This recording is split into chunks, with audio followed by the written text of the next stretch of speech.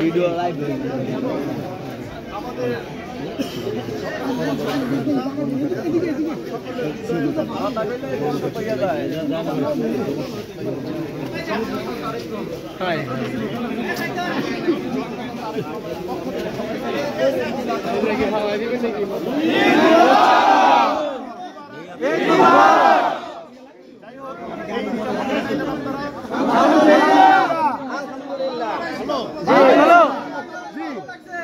ঈদ কাটাচ্ছেন, দলের কাজ করছেন তো ঠিক যেসব নির্দেশনা দিয়েছেন সেগুলো পালন করছেন? যাই হোক, আজকে উপস্থিত থেকে আরো থাকলে আর আমি সবার সাথে থাকতে আমি আপনাদের সবাইকে আবারও পবিত্র ঈদুল আজহার শুভেচ্ছা জানাচ্ছি এবং আমি বলতে চাই আমরা সবাই জননেতা তারেক রহমানের আন্দোলন সংগ্রাম করেছি 17 বছর। 2500-এর প্রত্যেকটি নেতৃবৃন্দ আন্দোলন সংগ্রামের রাজপথে ছিলেন। সবসময় ছিল রাজপথে 2500 ইনশাআল্লাহ। বলতে চাই আমাদের নেতা জননেতা তারেক রহমান বলেছেন ডিসেম্বরে ইলেকশন হবে। ডিসেম্বরের মধ্যেই ইলেকশন কবের মধ্যে হতে হবে? ডিসেম্বরের একদিন পরে ইলেকশন হবে।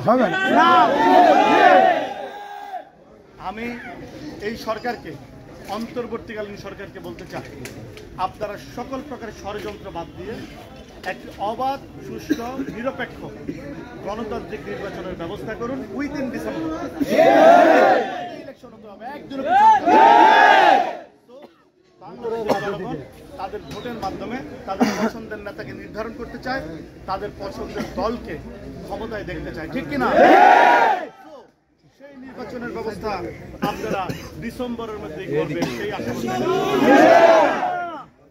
আমি আজকের এই দিনে আমি বলতে চাই আমাদের নেতা, আপনাদের সকলের পছন্দের নেতা তারেক রহমান যে সবচেয়ে সুন্দর বাংলাদেশ দেখতে চায়, সেই বাংলাদেশের মধ্যে জন্য উনি যে যে কাজকর্ম আমাদের করতে বলেছে তা কি চাঁদাবাজি করা যাবে না, লুটতরাজ করা যাবে না, করা যাবে না, মাদক নিয়ে সামনে আগানো যাবে না, মাদক দমন করতে হবে, কোনো প্রকার উল্টাপাল্টা কাজকর্ম করা যাবে, সুন্দর সুশীল বাংলাদেশ গড়ার লক্ষ্যে জনগণকে সাথে রেখে জনগণের পাশে থেকে আগায় যেতে হবে এবং জননেতা তারেক রহমানের নেতৃত্বে সুন্দর আয়োজন করতে হবে। সেই জন্য আমরা সবাই আছি, আমরা সবাই রাজপথে থেকে একসাথে কাজ করবো। রাজি আছে?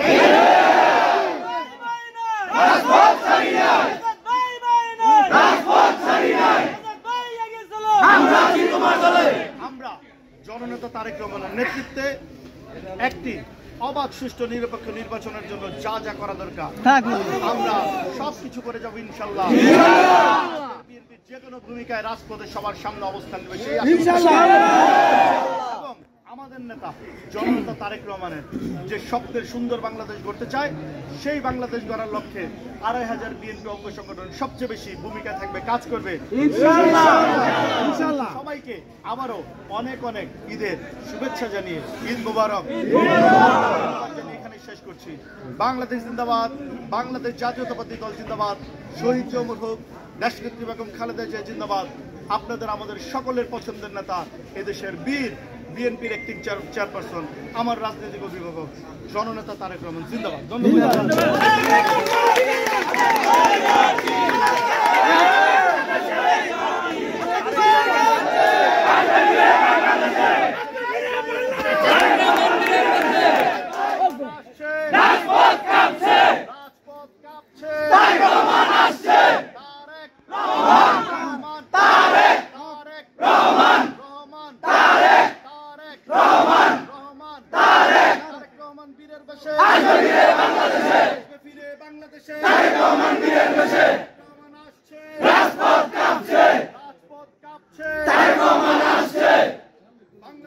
অপর নাম বাংলাদেশের অপর নাম তারেক রহমান